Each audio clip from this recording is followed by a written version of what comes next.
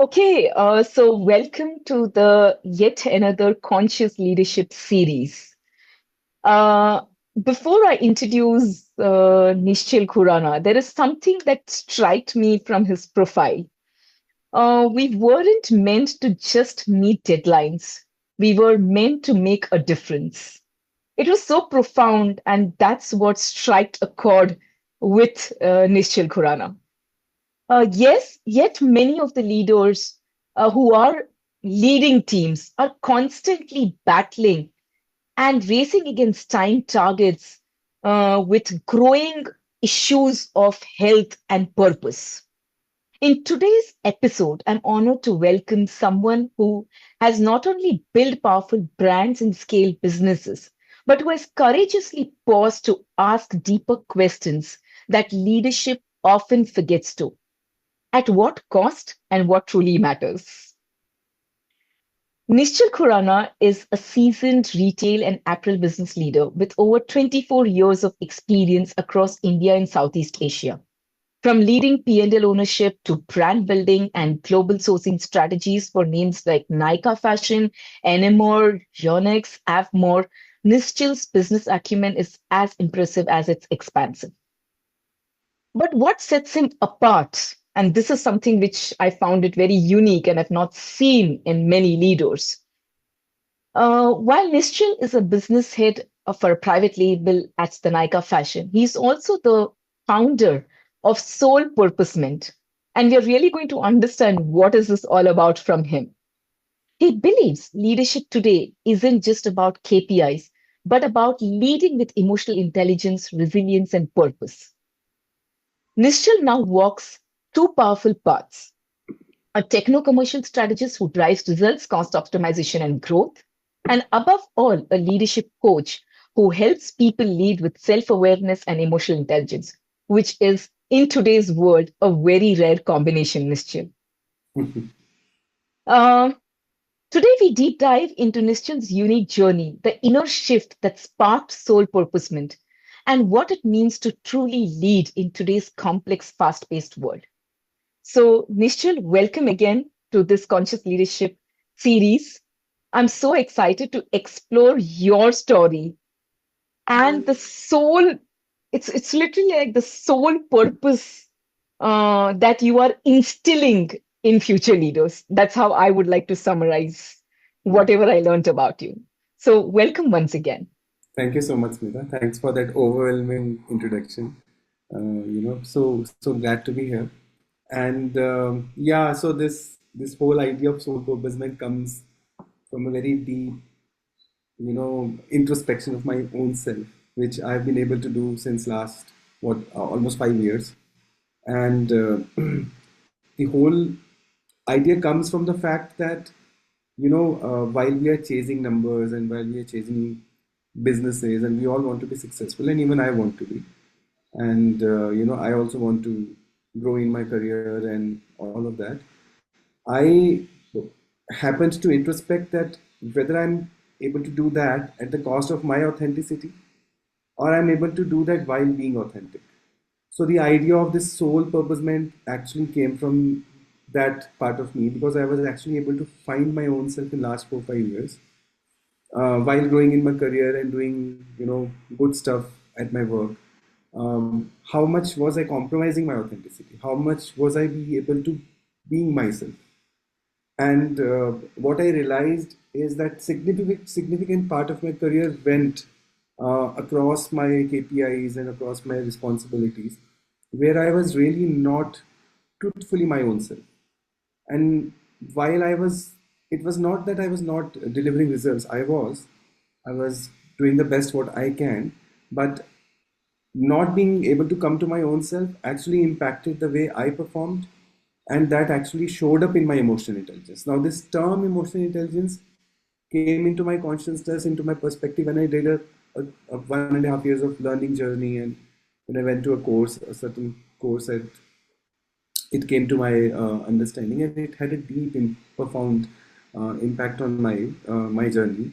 And what I decided was, and the biggest takeaway for me from that was that this was very, very, very um, required for mid-level managers.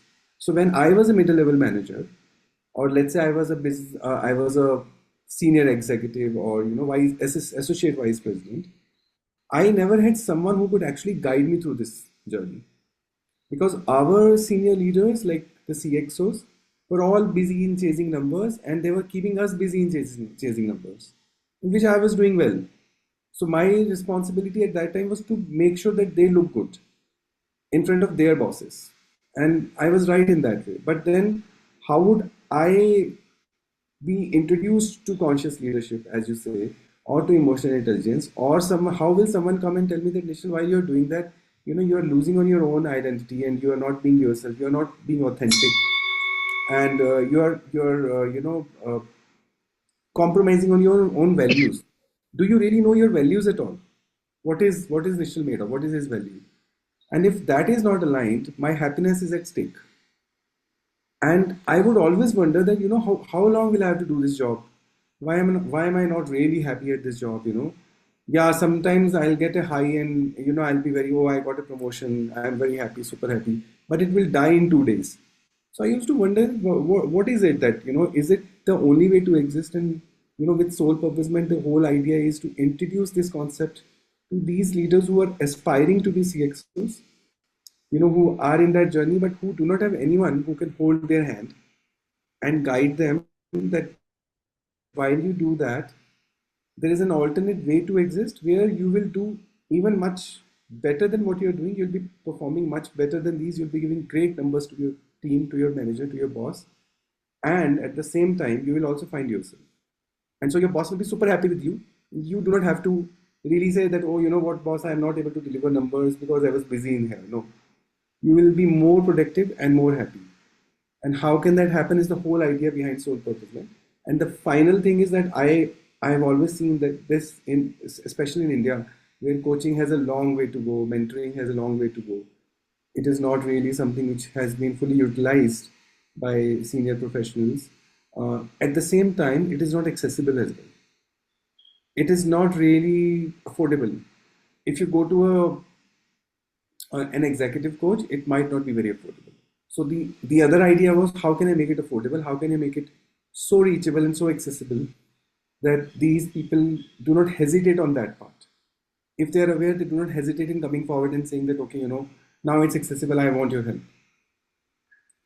So that's the idea behind Soul-Purposement, yeah. And yeah, I'm in a regular corporate journey, as all are. It's not that That's the what, beauty, Nishchal, and that's the beauty of your, the whole thing that why I approached you was, you know, managing the two ends of, the business, the KPIs, the numbers, and retail and the industry that you are in is so very fast paced. mm, What you discussed this morning may not be even relevant, and so, the whole thing has shifted yeah, drastically. The pressures are so high, and it's so overwhelming.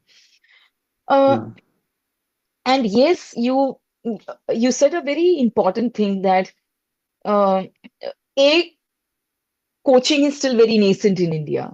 mm, Uh, B, a lot of people are not even aware what's the impact of coaching on yeah, could be on them. yeah, Yeah.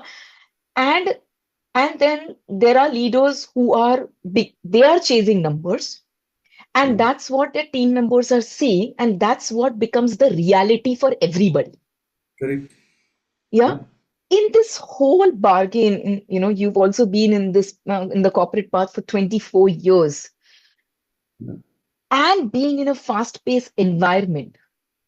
What was that moment where you felt that business, I am doing good, I am being successful, but there is something that is missing? How did yeah, that whole thing crop up for you? Because I've also been in the corporate field for many, many years, and I've not seen many, you know, getting that thought, or, that, something is missing. And yeah. everybody are chasing numbers and more numbers and more numbers. What Yeah. made that shift for you? When did you feel So, that something is missing? yeah, so that's a very profound question, and to be honest, the answer lies in a very technical term, Smita, and it's called agility. And when we talk about agility, there's a whole lot of leadership jargon on agility. But I'll talk about very practical, very realistic way of what agility is, and there are various levels of agility. We have what I say is that for leadership, there are three basic agilities that you need. One is self-awareness, right? Which is again, people nowadays when they talk about self-awareness, most of the times they're talking about alertness. They're not talking about awareness. So being very clear on what is being alert and what is being aware.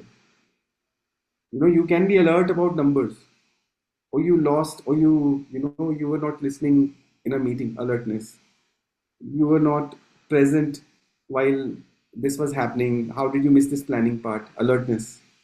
What is awareness? So what happens is that leadership tends to move to alertness, because that is what is the most grossest way to look at the real case scenarios. So the first part of the agility is self-awareness, then is mental agility, then is people's agility, and then is results agility. Now, when you say that what triggered me in, it was the mental agility part. The reason it is mental agility, and where it is not coming through with many people, is because the core component of mental agility is curiosity. Core component. If you are not curious, and it's a very hard-hitting fact that curiosity doesn't come naturally to everyone. Either you are curious, or you are less curious, or you are not curious at all. So what is it that what can I do if I am a very curious person? So and that has actually led me, and I never knew that has led to my success in my specific domain, because I've headed sourcing and supply chain and products. My curiosity was always to an extent that, oh, if this is being made, why this is being made like this? What can be the other scenario? Why am I making it here? I used to have hundreds of questions, and that curiosity led me to make beautiful products. It helped me in my work. But I was never aware that, oh, it is because I am curious, so it is happening. It only happened at a later stage of my career that I introspected and came to know that, oh, because I am so curious, that is why it is that thing that is pushing me to go deeper. Now, if someone is not curious, it will impact his mental agility. And the only way to build that part consciously is through company.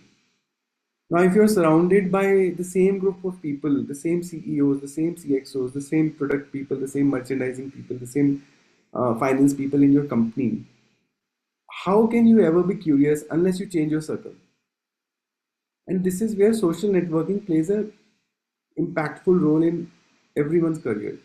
I always say this to all working professionals that if you're working in an X company, you must spend at least 2 days in a month in a company which is beyond your company's atmosphere.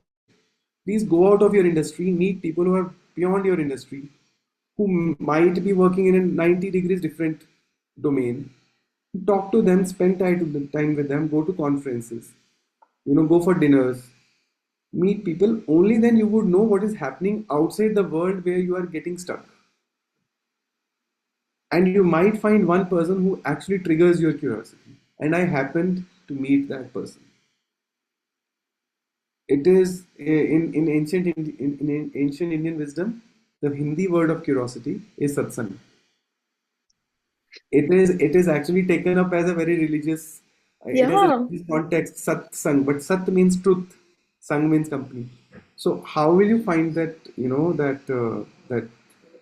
that right, the authentic, that truthful company, which can actually lead you to that curiosity, which will actually impact your mental agility, and hence you will be able to take a step further. Otherwise you will get stuck in the same company, and the most tragic thing is that if you are in that company which is forever the same, because you spend 10 hours of your day in the same office, right?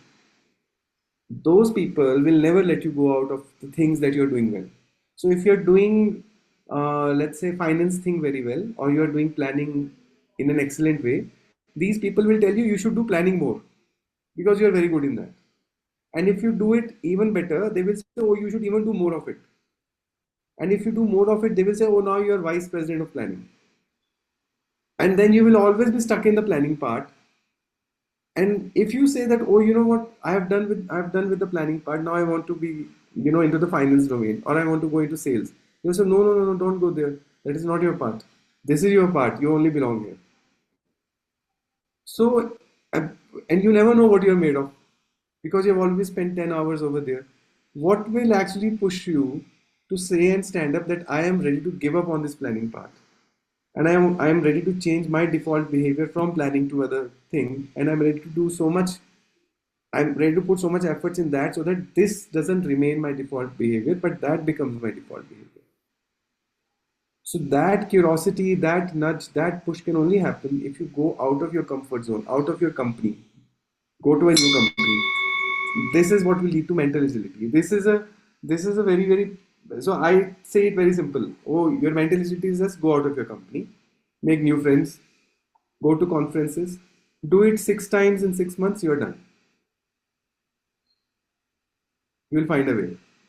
That is my guarantee. You will find a way. But are you ready to do it? Yeah, this is really profound. I personally have never looked at the mental agility uh, from a standpoint of curiosity, and you give a new meaning to curiosity. Hmm.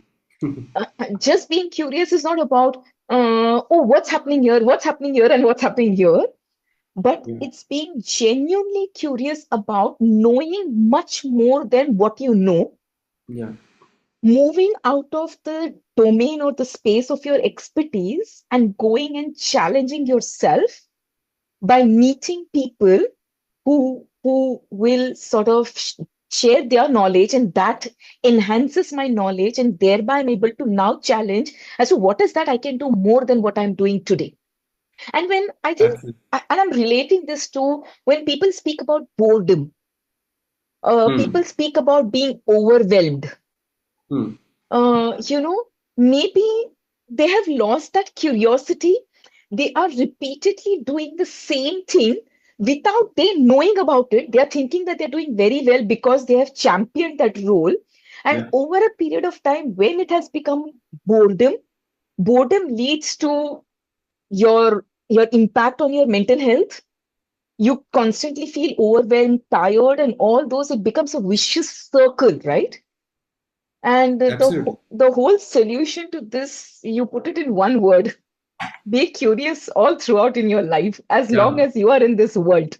Yeah. You see, Smita, many times you would have heard people saying this in a very theoretical way. They say, "Oh, you should unlearn yourself." You tell me, how can I unlearn? There's no way I can unlearn.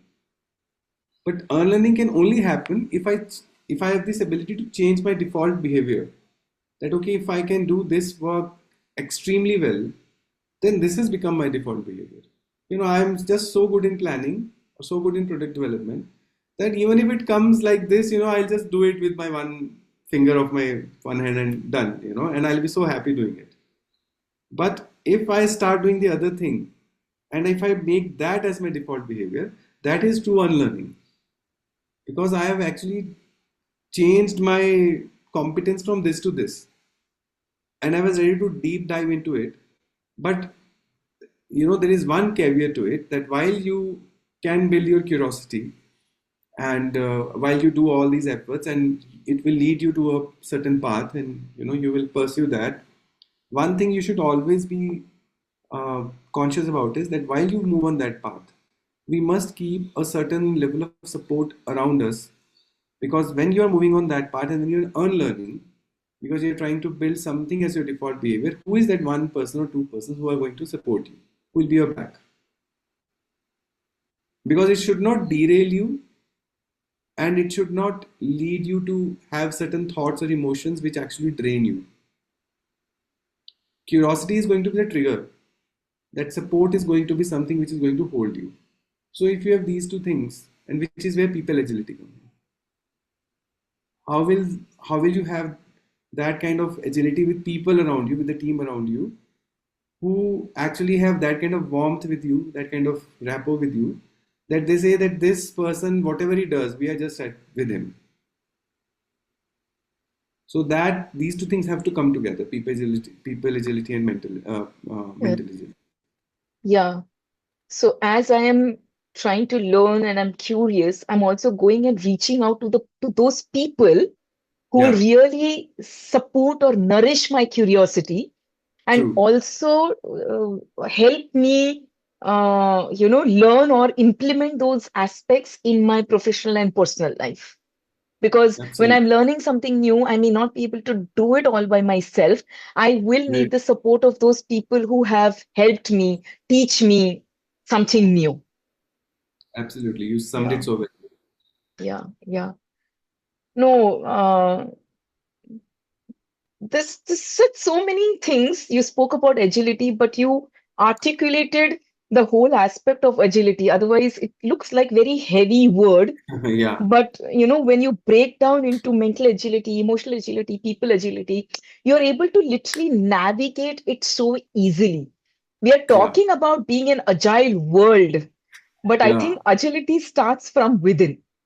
Within, exactly. So that is what it is. No, it has become a very very very heavy word because see when something feels heavy, if we think about it, why does it feel heavy?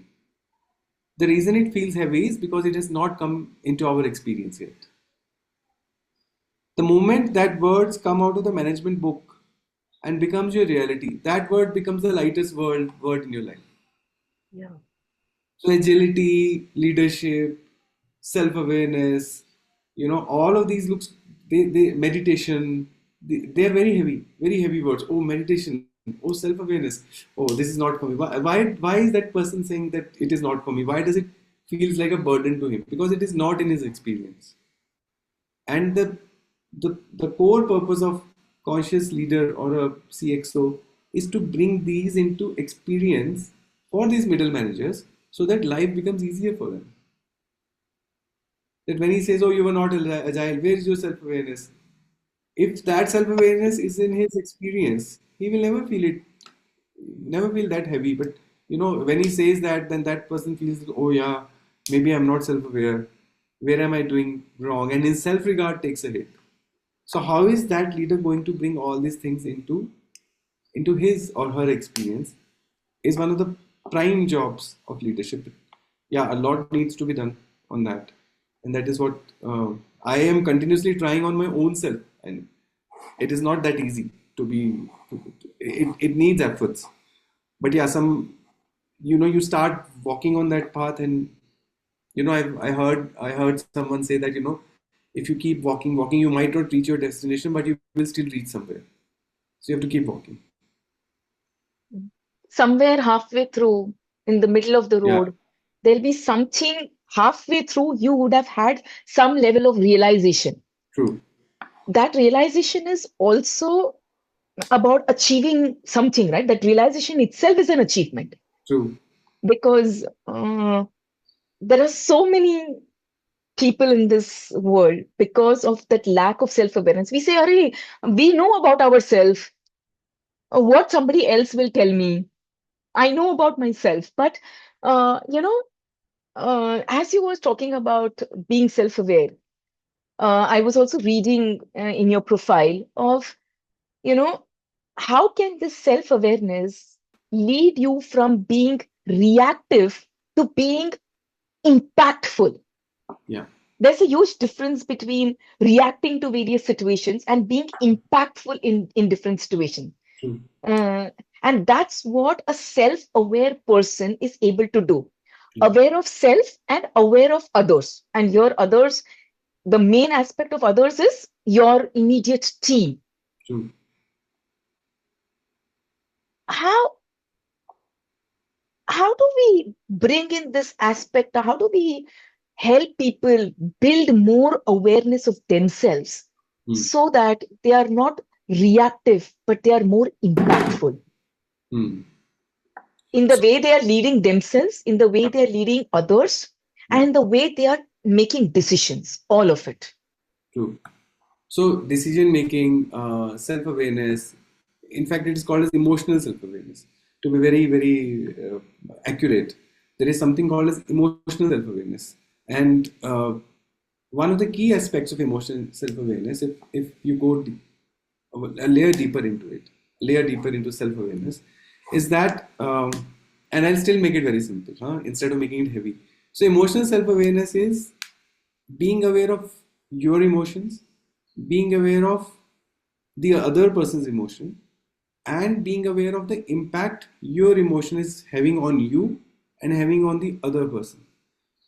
So when you are taking such decisions, like there are some decisions where we need to react, where the tendency to react is higher, or there is a critical situation where we need to take a immediate action. Yeah, Now it's like something has gone wrong drastically it has in some gone wrong business. drastically, right? And it has gone terribly wrong, right? Now the first part is that when you are taking an action on that part, you have to take an impactful action. You have to either first say that, okay, this is what needs to be done immediately, this is what needs to be done tomorrow, and this is what needs to be done after 3 days. So immediate, next, and the very next actions, right? Now while you are doing that, are you aware of what is happening to you? Are you aware of what is happening to the other person? And are you happening what impact it is having on the other person? And the easiest way to understand is that when you are doing all of that in a meeting room, and you have called your team for this terrible situation that has happened, once that 30-minute meeting is over and you go out of the room, are you aware on what have you left behind in the room? So once you have left the room, those 20 people who you were actually leading, what is the residue you have left with those 20 people? Are they feeling anxious? Are they feeling overwhelmed? Are they feeling stressed? Or are they feeling relieved that, oh, he has given us a direction, now we'll do our work? How are they feeling? What is the residue you have left with them?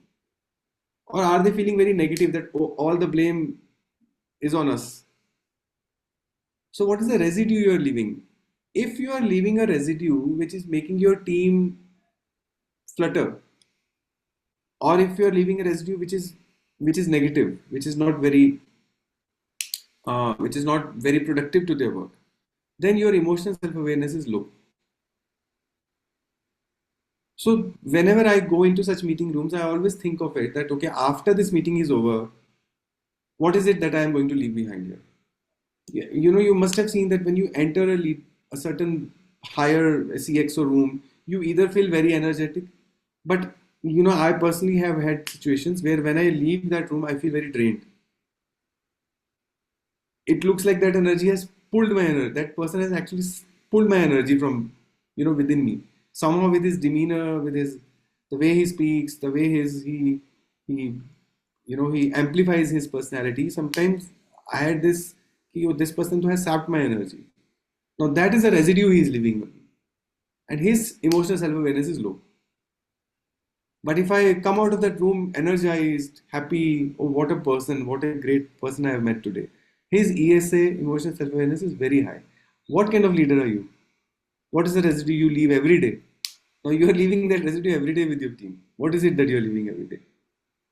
And are you even aware of it? If you think of it in a very simple way, it will seem very simple. And I do not need to coach you what you need to do. You know what you are leaving every day. You come out of that meeting, change something, change that residue every day, little, little, little, right? And I think I believe there is no coaching required in it. In simple way, if you explain it to these senior people, they will do it well. And the second part of your question was, how do you respond? How do you not react? See, the thing is, the reason we react is that we actually go out of the moment. If something has gone terribly wrong, I have started building future right now. This has gone wrong, now this will also go wrong, now the third thing will also go wrong, now that will also go wrong. I've gone out of the moment. And because I've started projecting fear, I will react. If you project fear, you will only react.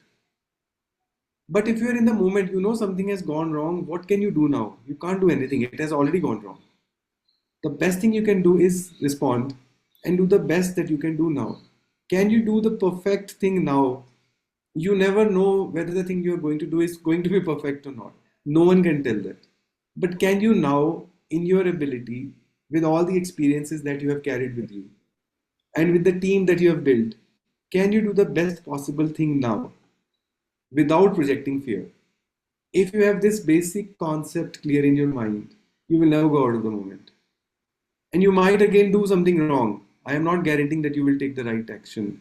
But can you do it then, thinking this way and be in the moment? Your team will be a little stressed, less stressed, and you will also take the right action. And most of the times, if you do it this way, you will never go wrong.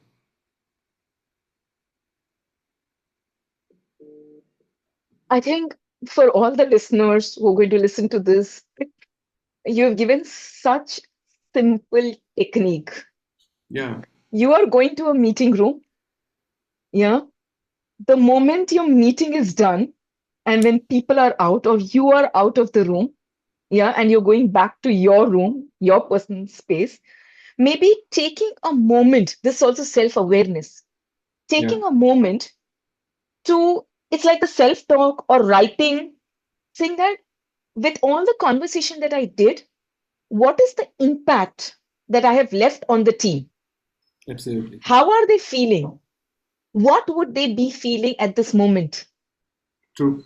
Is it fear? Is it they're stressed out? Are they more overwhelmed that they have to do so much because things have gone wrong or for whatever reason there is more pressure?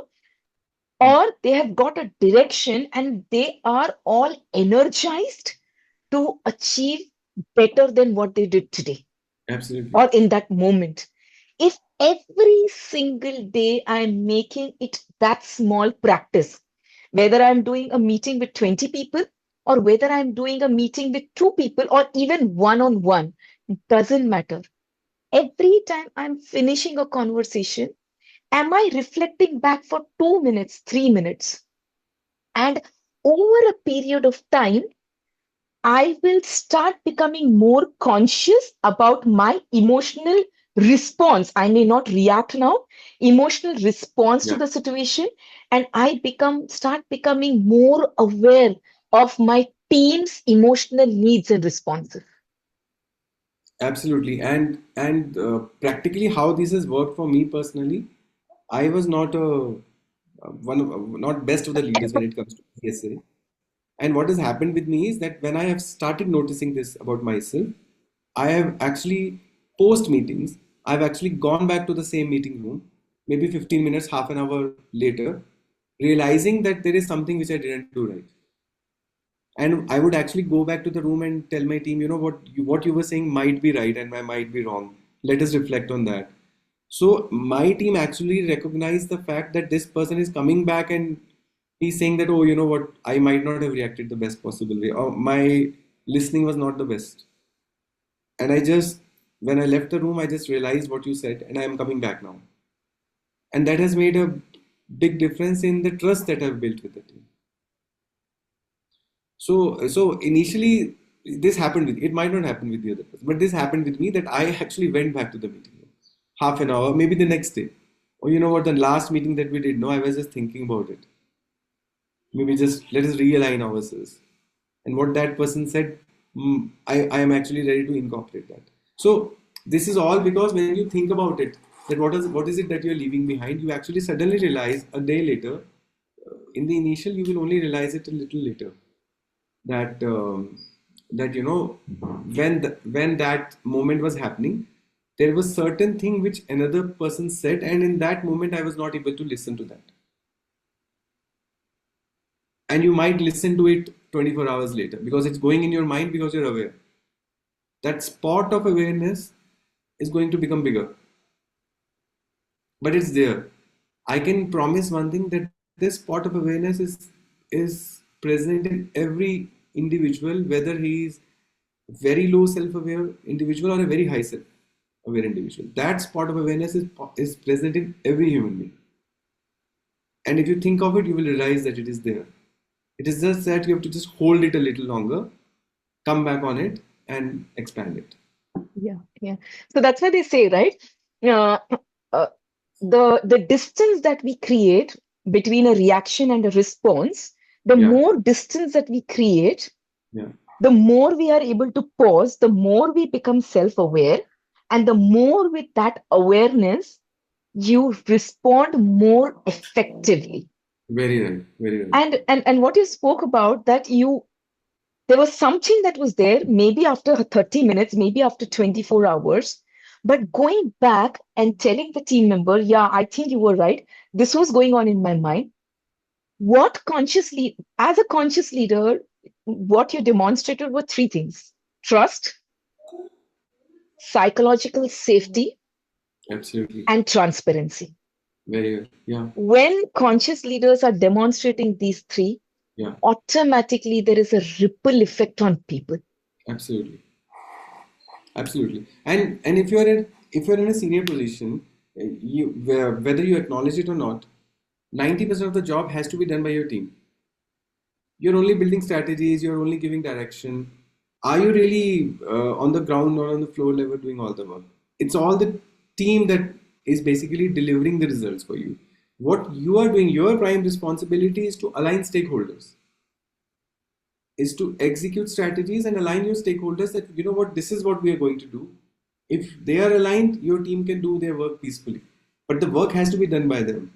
Now, if you're just chasing numbers and you're not doing all these things which are needed, how will your team deliver results? And if your team is not delivering result, you're aligning the stakeholder and everything is of no use, because you align them, and then in the quarterly reviews you say, oh, I yes, I said I have to do that, but my numbers are not there to speak of that. And that's the whole burnout, right? That's the whole. The leader is chasing numbers because the leader is running behind the numbers. The team members are running behind numbers. There is absolute burnout. There is no curiosity. There is no thinking. People are only running and chasing those Yeah, numbers. yeah, And while you were saying this, there's this quote which came to my mind of Simon Sinek. You're not responsible for the work. You're responsible for the people who are responsible for the work. So true. when you are helping people navigate challenges, help them build strategy, empower them, trust them, build transparency and psychological safety, I think numbers are any which is going to be achieved. Yeah, yeah, It's just one outcome of all the behaviors that one is demonstrating as a leader. very true. They are an outcome. That is what we have to realize, experience and accept, that they are an outcome. Even me saying that it's an outcome, I do not think everyone really believes that. They say no, they are, that is what we are working for. But it's actually the process that you are working for. That process is going to give you that outcome. If you're Yes. not dedicated to the process, but you're dedicated to the outcome, that is only going to create a burnout. It's only going to create fear, insecurities. What if that outcome didn't happen? When you put yourself in the process, you just be devoted to that process, be fully aware of the process that you're doing, be aware of the values that you have. How are you bringing those values to the process? It's a very simpler way to be happy. Yeah. You will be happy. You'll be much happier leader if you're dedicated to the process and your values are aligned to the process. Outcomes will happen for sure. Yeah. So outcome is your KPI, your target. But the Yeah, process is how self-aware I am as a leader, yeah, how aware I am of my emotions, how aware I am of the emotions of others, yeah, how am I empowering people, how am I trusting my people. yeah. When I'm doing all of this, automatically the teams will go out of their way, True. even without you as a leader knowing. And I have experienced this myself, Yeah, that never ever I had to tell or chase the teams to achieve any goal. They yeah, would go all out. On the contrary, I would have to say, enough, you know, yeah, break away from this, yeah, and we will do much better. yeah, So that's the impact of, following the yeah. process. So Very true. that brings me to another question. You are that kind of a leader, but what are some of the common struggles leaders are facing in this so-called, fast-paced world, where, scaling business is like at the core of everything. What are some of Mm. the what are some of the struggles, common struggles that you see leaders facing? See, And scaling what is business, your advice to them? yeah, for me, scaling business is the right way. I mean, you should scale business. That is what we are all for. Um, I think the common struggle is that the common struggle is that the time where we exist in the country in India, right? The leader is not able to harness the mindsets in the team that is needed to scale the business. So he wants to scale the business perfectly right. One is that do this leader who wants to scale the business, does he have the necessary inner grounding? Inner grounding, what do I mean by inner grounding? Now let us not take it very heavy again. By Hmm. inner grounding, what I mean is, does he have the real clarity of thought, clarity of emotions, clarity of intellect? All is your mind, your intellect. These are two different things. Mind is something all about emotions and thoughts. Intellect is all about wisdom. So is your intellect, which is your wisdom part, and your mind, which is the emotions and thought part, are they completely clear? Is it that your emotions are obstructing your clarity and your clarity is obstructing your business, which is leading to the other? So one is, this inner grounding has to be very clear for this person who wants to scale. The other part is, if he is really clear and if he is really grounded within himself, right? And he doesn't, he basically would be a less fearful person. Now, this person, is he aware that the team that he is building, the team that he is harnessing, is basically the team from the same country, India? He's not hiring Americans or Europeans, right? He's hiring Indians. These Indians, they come from families which belong to either industrial mindset or agrarian mindset.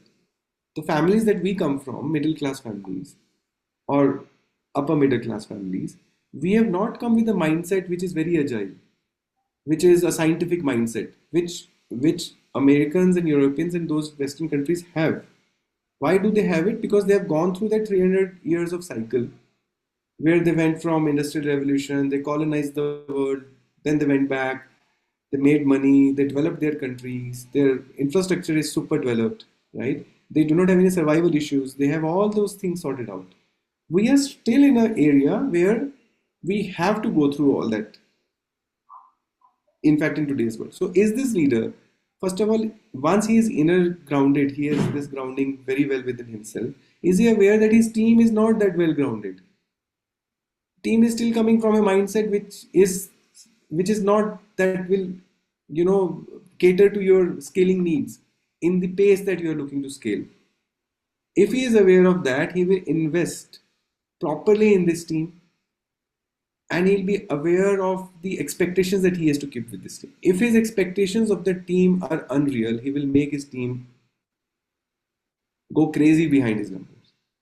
The burnout will happen not only to the team but to him, his own self. You will see a lot of health issues in such companies. Yeah, yeah, Of yeah. health issues in such company, because this person is not appreciating the fact that, acknowledging and appreciating the fact that the team, there is a chronological dichotomy, that the team actually is in the digital world, but the mindset is industrial. So he's not appreciating that chronological psychological dichotomy. This is the whole issue with all the startups right now. That is not appreciated. Not much is being done for the team. They will do exceptional work for 2 years. After 2 years, they're all burnt out. And then the team changes, new people come in, new strategies come in. The business, which has gone from here to here, suddenly takes a step back. Because new people say, oh, you know what, this was wrong, this is wrong, we should do it this way. The whole strategy was wrong. The whole things take a U-turn, and then the business sees all these wobbles. So how can you make this stable business? It is better to go from 0 to 100, go from 0 to 40, 60, make it sustainable, make it real, make it profitable, make think about it in a very long term perspective. What is the value you want to generate from the business? Be real about it. People are not real about it. People think that we are still, there's nothing. They think they've hired Americans, they've hired Europeans Yeah. who have this Yeah. mindset. They are And I not. think, and it's also a vicious circle, right? Oh, it's a startup, or even if it's a growing organization, there are investors who have invested in the organization. They have certain expectations. Yeah, Founder has a certain vision. So it's all a vicious yeah. Obviously, cycle, right? obviously.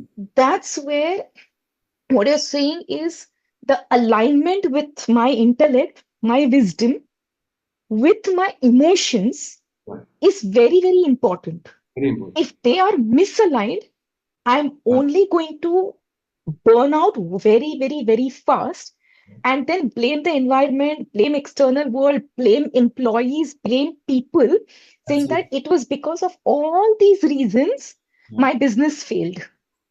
Have you heard this Hindi term? We say that this person is kaan ka kacha. He just he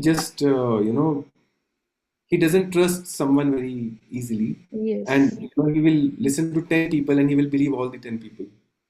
A senior person will come and say something, oh yeah, you are right. The other person comes in, oh yeah, you are right. So what is happening with this leader is that he doesn't have this inner clarity within himself. He has this ability that he will not he can just distrust a CEO who is working under him or her for 3 4 years. He will suddenly trust the other person who has come in with a great credibility, and that this person has come with some credibility. He has built some 10 $100 million business. Now suddenly that CEO who is working with him will seem all wrong to him or her. Yeah. Why? Because his grounding himself is shaky. Yeah. Yeah. Yeah. So then he will just immediately say, "Oh, we should just take off this team, build a new team. What this person is saying is the perfect way out." You will see many companies doing this. Yeah. Yeah. Yeah. Reshuffling of team. Why does this happen? It is all because this inner grounding is weak. The EQ is weak. These people themselves have not invested on the EQ part for their own self. Yeah. And that's why we say, some teams who are really doing well, even within the organization, some teams who are really doing well, but some teams there is a constant struggle, burnout, Yeah, you know. So maybe there is something this team who's doing well, there is that inner grounding. yeah, And I'm again going back to another quote by Dr. Meredith Belbin, that asking that question, why some teams succeed and why some teams fail. yeah. And there was an intense research of almost 12 plus years that Dr. Belbin had done to see many elements of that. So yeah, the inner grounding is one of the things which makes a very powerful team, Especially for senior leaders. Especially. especially for senior leaders. Absolutely. Well, we discussed so much around being self-aware, emotional intelligence, transparency, trust, psychological safety. I have two more questions for you. If you have to really go back to your younger self, what is that advice you would have given then to yourself? What you could have done better then? Mm. Now that you've got all the wisdom, but Yeah. what advice you would have given to your younger self? I think I would not have my younger self. So I always believed till like 5 years ago that it is all meant to be, that this is all destined, that oh, I went there and then I got this job and then I went into this part of my career. It was all destined. But now when I think about my younger self, I believe it was not destined. It was a result of the decisions which I took at that point of time, and my decisions were all advised by my own emotions or my own way of belief system. They were all advised by my belief system, and I was not aware of the fact that belief system can actually influence you so much that it is Yeah. actually building your destiny. So if I would have to go back, I would actually be much aware that the decisions that I am taking in that part of my life were not my decisions. They were all decisions which were rooted within me, which were which I've never explored. So the beliefs are something which were given to me as a gift. But Yes. beliefs are not something which I've actually built with my own experience, with my own curations. So when you're aware that your belief systems are building your decisions, you will actually take different decisions than you would actually take. So if I go back, I might not take the decisions which I have taken, and there were many decisions which have actually altered my life in a humongous way. So my belief that it was all destined, is no longer my belief. My belief is that they were all the decisions which I took, and what I am today is also because of the decisions I took. So, there's misinterpretation of the word karma, that, oh, this is your karma, is all very misrooted. And we should actually sit and talk about it. Oh, that's a big topic. We should talk about it. That's a This is not the way you think it is. It is all because your behaviors are rooted in such strong belief system, which are unseen. And if you actually get hold of that, you will take much better decisions than you are taking now. And that is what, when you read Gita and all, they talk about karma bandhans. This is all that. If you get over that, you can actually free yourself of the karmas. And it is not again very heavy that you free yourself of karmas means you want to achieve moksha and all. No, no. What it means is that you actually have this ability now to build your own destiny. You can project your destiny. You can manifest. People have started selling a lot of courses on manifestation. It's all that. yeah. You can manifest if you think beyond your belief systems. You can manifest things. So I would actually go back and manifest, um, and take much better decisions in my younger self, which I didn't. So, with this question, you gave a very valuable piece of advice to our listeners that look at the beliefs that you are holding, sit with them, maybe literally write down what are the beliefs that you have been holding on for the longest period of time. And thereby, can I challenge those beliefs, create a new narrative for True. me to move forward? Because some beliefs can hold us back, and some beliefs can push us to take not the right decisions. Yeah. And it's important to challenge those beliefs so that we can move forward and take better decisions in our life. Yeah. Yeah. Because ultimately, if you're holding a belief for a very long time, you will end up being a very stiff personality. Very stiff personality. Yeah, if you see, there are many people who are very fluid, very flexible. These are the people who have actually, if you ask these people, oh, do you really believe in it? He would say, oh, I used to believe in it, now I do not. Are you really challenging your operating assumptions every year, every month, every 6 months? And if your belief systems are changing every 6 months, every 8 months, trust me, it is very good. Do not think that, oh, you know what, I am a foolish person, I am a stupid person. I keep on thinking about stuff and I keep on denying myself the reality of it, and I change my opinions every 6 months. If you're doing it, actually, it's very good. You're going to become a much better, flexible, happy human being in coming time, rather than a person who is sitting with his opinions and beliefs for 20 years, and now he has become such stiff, rigid personality that he can actually die for his thoughts, for his arguments. Yes. He can sacrifice himself for the arguments. This person will say, "I don't want to be into this argument. I'm done with it. I'll think about it, what he's saying, but I don't want to involve myself and die for it." So, are you ready to die for your thoughts? This I is it. get that. Yeah, Look at your belief systems every 6 months and challenge it. yeah. Challenge it. Wonderful, wonderful. That's something really. I used to always look at my beliefs, but I used to not look at them so frequently. I need to challenge them now. Okay, so as we close this, any final piece of advice for the future leaders who are going to Hmm. manage businesses, Yeah. lead people? My piece of advice would be very simple: invest in your own self. Do not investing in your own self doesn't mean going on holidays. What I mean is invest in in your learning, improve your EQ. It's such an underdeveloped topic in India, and as I said, there is a psychological, chronological dichotomy. Reduce that dichotomy. Invest in your EQ score.